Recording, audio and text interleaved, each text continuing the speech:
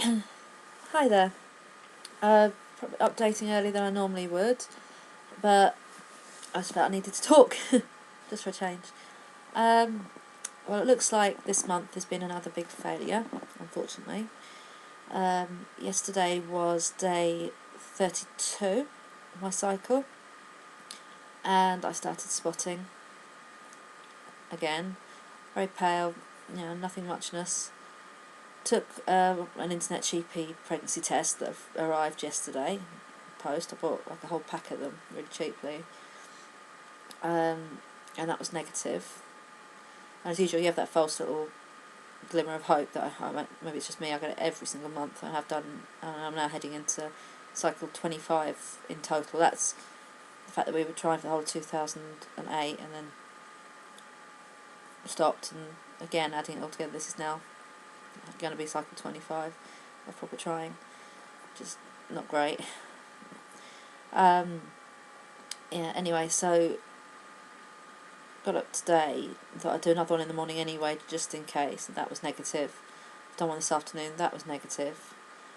I'm still not bleeding particularly heavily, but then I don't tend to. I tend to just get where you check inside and you see it for a couple of days before anything major happens. But that that along with the negative pregnancy tests, the fact that I would now be about 15 days past ovulation, DPO, not looking good for this month. So this was the first month that I tried taking soya isoflavones to try and help push ovulation, and whether that's made any difference I don't know. I got my positive OPK on cycle day 18, which is not brilliantly helpfully early either. What I've read recently and what the research I do, you need to be ovulating before cycle day 20 for the eggs to be good quality. And I very rarely am. Like I say, I get the first positive on cycle day 18 in the afternoon, which means I may not be ovulating until day 20, if in fact I am at all, which I'm really beginning to think I'm not. I'm beginning to think that although I'm doing all these OPKs, all they can actually pick up is the hormone surge itself, or that it's about to, the sort of hormones are building themselves up ready, doesn't guarantee that my body is listening to the hormones and is actually releasing any eggs. Because I can't understand in all these months, if my body is releasing the eggs, why I haven't fallen at all. We've done everything by the book, and then some, and nothing, not even close. So I don't see how my body could be actually releasing the egg.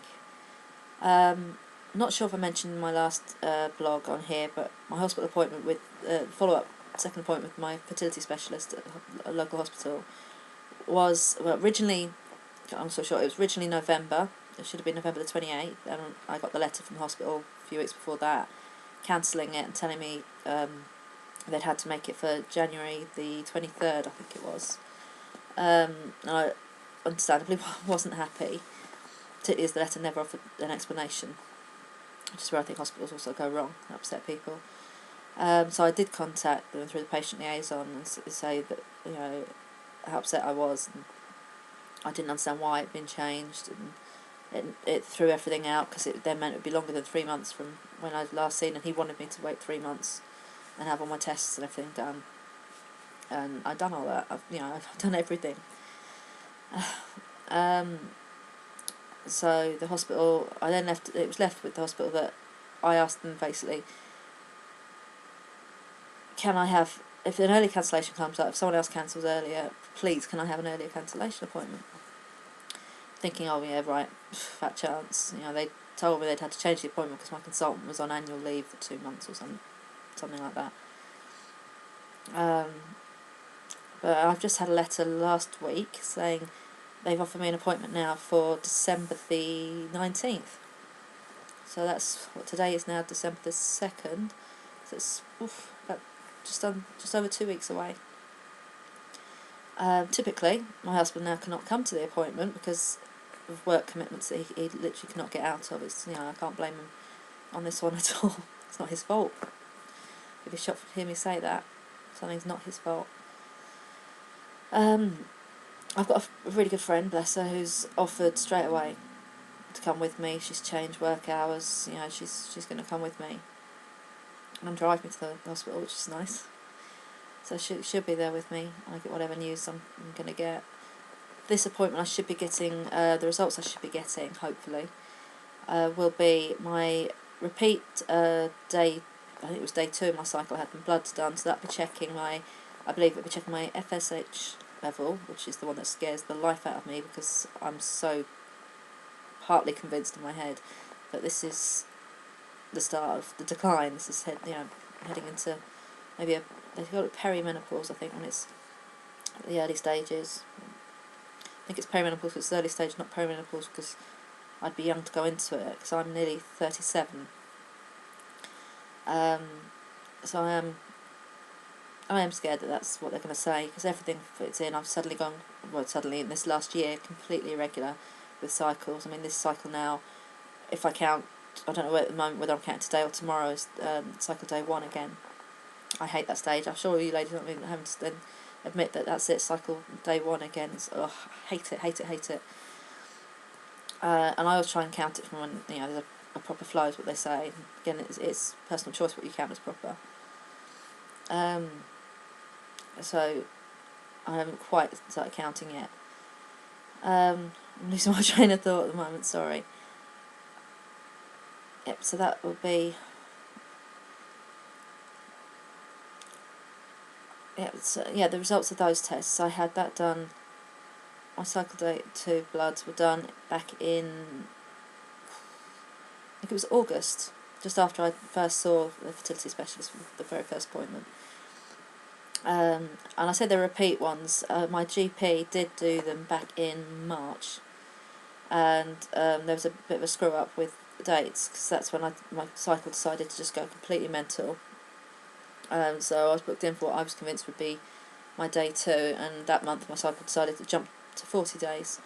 And so the day that should have been day 2 was actually, I think it was day 33. But my GP, the nurse that does the tests at my GP surgery, said, "Oh, it will still work, it's no different." I did question that. I said, "How is it no different? Day 33 and day 2 it's different. Surely it's a different test." So no, the things they're looking for aren't going to change. So I thought, okay, I'm pretty sure that's not completely accurate, but what can you do? So I had those done then, and they were all supposedly fine, but like I said, they weren't a day 2 test. So, and they showed a FSH level then of, I think it was 1.4 or 1.5, which from what me and my research, seems really low, really strangely low. But again, like I say, that was just before I was due to, that was in theory like a week before my next cycle was going to start. And I've never had equivalent of day 21 bloods done, so I don't know what the FSH level should be different. I don't really understand that. So that was my LH, the luteinizing, whatever it's called, hormone that actually tells your body to release the egg. I think it was 2.4 then. Like I say, this is day 33, not day 2. And my GP just said that was all fine.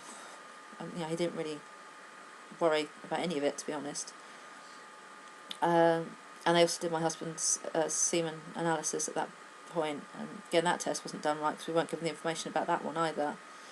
We were told to abstain for 3 days, and that was it. We weren't told you shouldn't abstain for more than 7, so that sort of screwed that one up a little bit. So those are being repeated. I've had my blood repeated. I haven't had the result of it yet because I was due to be seen in November. I didn't want to ring up my GP and chase it up when I could wait and see someone who actually knew what they were talking about with my test. And I was tempted when they changed the appointment to January. I did think, shall I ring and get it? And I thought, well, I'm stressed enough with it all. If I ring up and get told a result that I think's not good, I'm then going to have to wait ages to see someone who can give me advice on it. And vice versa, I may get ring up and think, it's a brilliant result, it's not a problem, and then go back and see him and be told actually it's not good. So I thought, I'll just leave it. Nothing I can do about it anyway. So I'll get the result of that. I should get the result of my HSG procedure, because I've never had that 100% confirmed. I only had the clinical radiologist who kept telling me she wasn't a doctor, saying that that was the month to try, make sure you try and all that. I thought it was trying to give me a good sign, but maybe she was just telling me just not to stop. Like I would all of a sudden, but I don't know what. I thought it went okay because I saw on this X-ray, I saw the little puff where it comes out the top of your ovaries. So I thought that was a good sign. So I'm not too worried the HSG result. I'm more worried to do with my bloods and my ovaries functioning normally. I'm a bit more worried on that, to be honest, than anything else. Hubby will be repeating his semen analysis. They wanted that done the month before, but obviously the new appointment's been arranged more last minute, so it'll be less than the month before. But considering they test, when you hand the sample in to the lab, they test it more or less straight away because they have to, because it dies off or whatever. So they have the result same day, same hospital. So I'm not too worried they won't get the result of that. I mean, there's a big problem if it'll be hoping to do that beginning of next week, and it'll be 2 weeks before my appointment. If you can't get the result from the same building in 2 weeks, there's something very, very wrong. So that will be done. What was the other test? Oh yes, I had an internal ultrasound. That was the first thing I had done, I think, apart from the blood. And again, the lady doing it, embarrassing to be one of the mums I knew from the school playground. It was lovely, and she said they just looked fine. She said, again, she had to say what they do. So she said, I'm not a doctor, and you need, your doctor will examine the results and we'll talk to you about it, but nothing sort of stands out as a problem as such, which I take it meant she couldn't see any cysts and things like that, she said. So.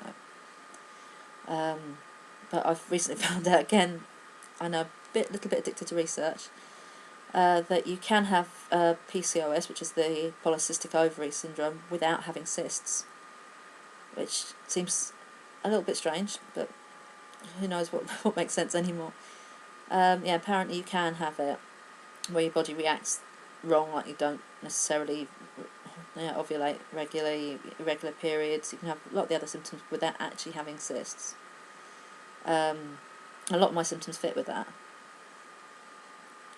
But then I also have endometriosis, so I don't know what's what with my body really. So we'll see what the consultant says about all that. I'm quite worried about it this time. I must admit, before the first appointment, which I suppose a lot of people feel, even though this is secondary infertility for me, I had never dealt with fertility specialists until this. Gynecologists, yeah, but not fertility. I was worried, what to expect, they won't take me seriously, they're going to think I'm being ridiculous because I've already got kids, all those sorts of things. The worry is now more what they're going to say. Part of me thinks they're going to turn around. The worries, let me list them actually while I'm waffling. One box of worries I have is, obviously, you may turn around and say those blood tests were not great and that they suggest, early menopause or the start of menopause. I'm kidding, early menopause. I don't know what age counts as early. And that there isn't an awful lot they can do if that's what I'm heading into. They can't actually, stop it or whatever.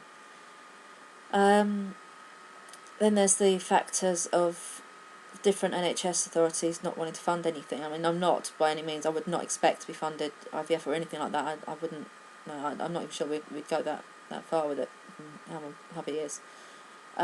It's more that they may not fund, because I know different areas have different rules. Clomid.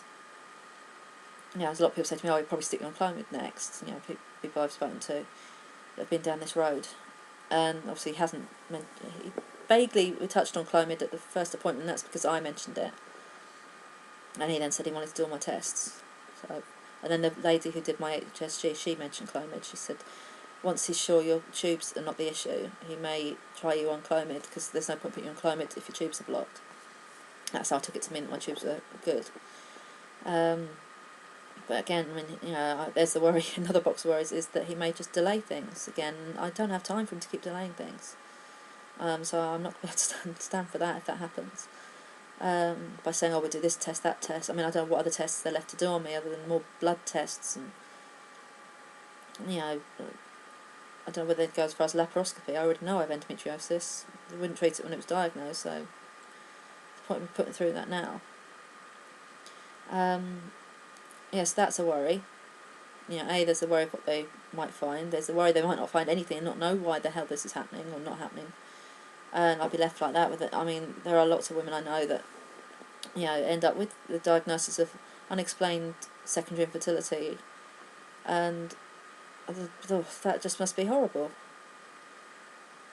It's like when your children have had difficulties and no one can tell you why. It's horrible not knowing something. Knowledge is always better. Not in that way. Knowledge is power. You know what you're dealing with. So there is that worry.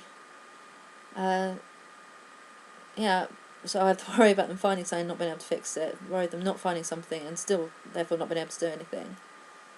And I have the worry that I had a couple of years ago when hubby changed his mind. I can remember vividly in one of our many, many upsets about it, saying, if this has been left too late, if we try in years' time, however many years' time, and I'm told it's too late, I don't know how I'm going to feel. I don't want to blame him for it. And my fear now is that I was right, that maybe they will say it's too late, which I know people out there, that are having babies, first babies, 10th babies, or whatever, in their 40s, but I've never felt that would be me. Over a long time I've thought my years would end earlier in that way. A lot of my friends are having babies my age and older, but I always sort of had this niggle that wouldn't happen for me. Sorry, it's just turning into a right whinge, isn't it? But I don't know what else to do. So that's the next step, is having that appointment. I took the soya isoflavones, like I say, for this cycle that's ending now. And I don't think they really did anything. I've ovulated. I got the positive ovulation thing on cycle day 18 before without them, and it just happens that those cycles were the shorter ones. 32 days. I mean, my cycle jumps all over the place. 1 month it'll be 32 days, next month it might jump to 40, and then after that it could be 36 days and back down to 32. It's just, there's no pattern. All I've been doing is when I get that positive OPK, I keep testing till it goes negative again, and then I've been counting that day as day day past ovulation and counting 14 from there, and expecting to be able to test or to get the next period. More or less it's between 12 and 14 days that I seem to start getting spotting or whatever. So that's the only indication I ever get of whether I'm going to be on a long cycle or a short one, is when I get the positive OPK. Like I say, I'm not convinced that it means I'm releasing eggs, because I've done everything right and it's still not worked, so I don't know what am I left to think with that. So the decision is for this next cycle, because like I say, if I'm definitely coming on, which it's pretty obvious I am, I'm still trying to mentally fool myself, I think. Do I take a higher dose of the soya, or do I start, do I start it earlier in the cycle? Because last cycle I took it day 5 to day 9 purely because I'd ordered it online and it arrived on day 5, so I couldn't take it any earlier in that cycle. And I took 100 milligrams each night, because my tablets are 50 milligrams each, so I just took 2 each night and took it at bedtime to try and avoid side effects. So what do? Do I start it, maybe do from day 1 to day 5 on the same dose I was on? Do I do day 1 to day 5 on a bigger dose? If so, what? Do I do the in-between? I think the other one was day 3 to day 8. Do I do that? Do I do that on a bigger dose? I don't know what to do. I mean, hubby thinks I should definitely try it, because by the time I see specialist again, I'd have finished another period. I'd be well into another cycle. Rather than waiting to see him, see what he says. At least I'm trying something for that cycle in between this one and seeing him and preparing for the next cycle after that. Because if he does give me Clomid, I won't be able to start it, for another cycle anyway. So I'll already be halfway through. I'm not sure what to do at the moment. So I hope the other ladies that I've been subscribing to, watching on here, are having better luck. I really hope to start seeing some nice big shiny BFPs with Christmas bows on them. That would be lovely. If not, I hope it's just around the corner for you and that everything's going okay. Feel free to leave me a message or subscribe. And thanks for your time yet again. Bye.